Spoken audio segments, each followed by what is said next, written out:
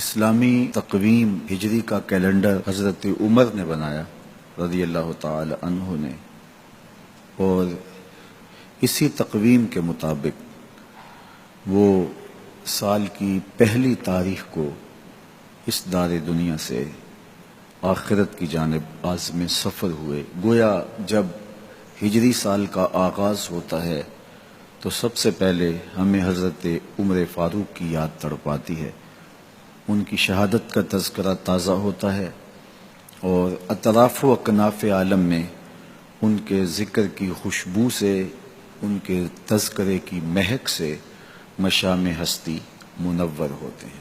تو یہ نئے سال کا آغاز ہے، ہم نئے عزم کے ساتھ آگے بڑھیں اور اپنی صبح کا آغاز صلاۃ التہجد سے کریں۔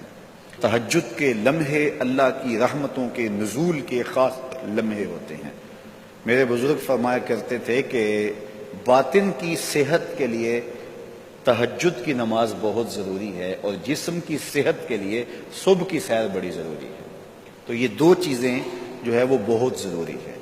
تو بالخصوص یہ بچے جو ہیں، جب اس عمر میں یہ ان کی عادت پختہ ہو جائے گی تو یہ زندگی کی آخری سانس تک باقی رہے گی۔ میرے بزرگ فرمایا کرتے تھے کہ مجھے تہجد کا عادی میری ماں نے بنایا ہے۔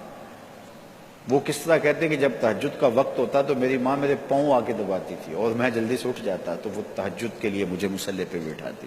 اس کے بعد نماز فجر ادا کیجئے، اور سورۃ یاسین جو شخص اپنے دن کا آغاز سورہ یاسین سے کرتا ہے، سارا دن اس کی حفاظت ہوتی ہے، شیاطین سے، شریروں سے، شر سے، گناہوں سے، اور بہت سارے معاملات سے، اور نادیدہ حملوں سے، بہت کچھ چیزوں سے اللہ تعالیٰ اس کو محفوظ رکھتا ہے۔ تو سارے سورہ یاسین کی تلاوت اپنے معمولات میں شامل کر لیں۔ نماز فجر کی ادائیگی کے بعد آپ ہلکی پھلکی ورزش ضرور کیجئے۔ جو قوی مومن ہے، طاقتور مومن ہے، کمزور مومن کی نسبت اللہ کو زیادہ محبوب ہے۔ تو طاقتور مومن، قوی مومن، یہ مطلوب ہے شریعت کا، اور یہ مقصود ہے شریعت کا۔ پھر سونے سے قبل سورۃ الملک ایک مرتبہ ضرور پڑھیے گا۔ جس طرح سورہ یاسین پڑھتے ہیں تو سارا دن آپ کی حفاظت رہتی ہے، اور سورہ ملک اگر پڑھتے ہیں تو ساری رات آپ کی حفاظت رہتی ہے۔ اور سورہ واقعہ ایک مرتبہ یہ زندگی میں معمول بنا لیں، کیونکہ ہمارے جو معاشی مسائل ہیں اس کا بہترین روحانی حل سورہ الواقعہ ہے۔ سورہ الواقعہ کی تلاوت کرنے والا کبھی بھی کنگال نہیں رہتا۔ میں جب بھی اللہ کی توفیق سے یہ محسوس کرتا ہوں کہ ادارے کو وسائل کی ضرورت ہے تو سورہ واقعہ کو زیادہ پڑھنا شروع کر دیتا ہوں، تو اللہ خزانہ غیب سے مدد فرما دیتا ہے۔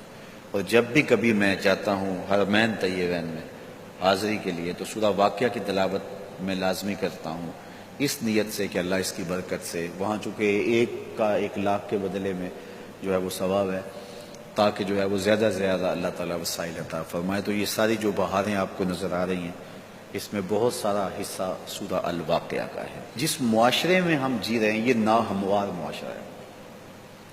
یہ ہمارے خاندانی نظم ہو تو وہاں بھی عجیب سی بولی اور عجیب سی لینگویج ہوتی ہے، اور ہمارا دیہاتی کلچر بھی، ہمارا شہری کلچر بھی، وہ بھی عجیب سا ہوتا ہے۔